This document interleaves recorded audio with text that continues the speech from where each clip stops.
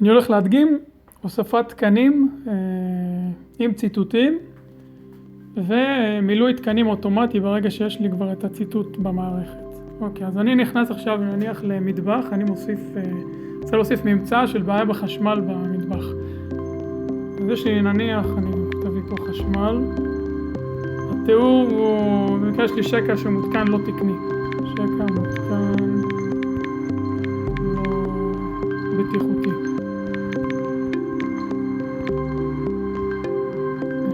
תקנה רופפת. עכשיו אני הולך לצלם את הבעיה. כמו שרואים זה מסביר את עצמו.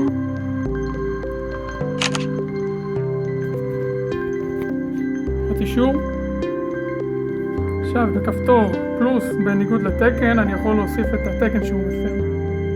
אני יכול להגיד חוק החשמל 1984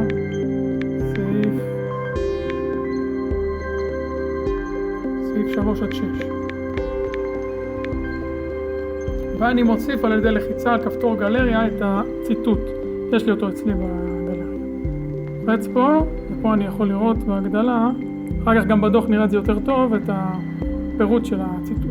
לוחץ אישור, ואני ממשיך הלאה.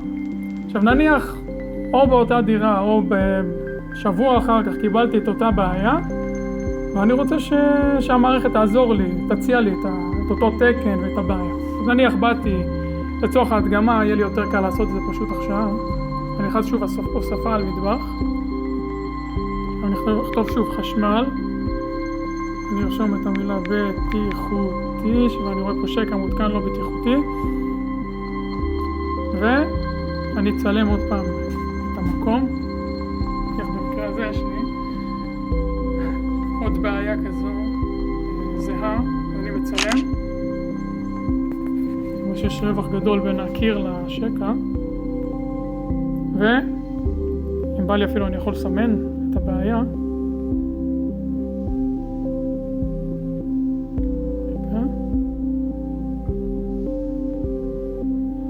אישור.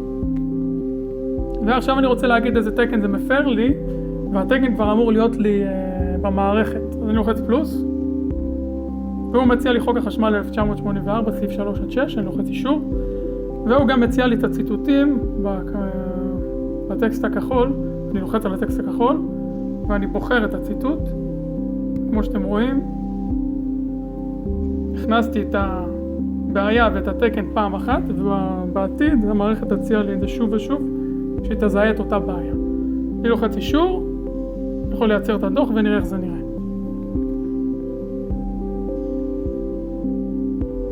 PDF viewer, כל ההקדמה, ומה שאני הכנסתי זה בעצם, הנה הבעיה הראשונה, חשמל, אנחנו רואים את הבעיה, אנחנו רואים את הציטוט, כל הטקסט שלו, ובפעם השנייה, הבעיה השנייה עם אותו הסבר, שמפרה את אותו תקן, אנחנו רואים אותה שוב. וזהו, הוספה של תקנים ומילוי אוטומטי.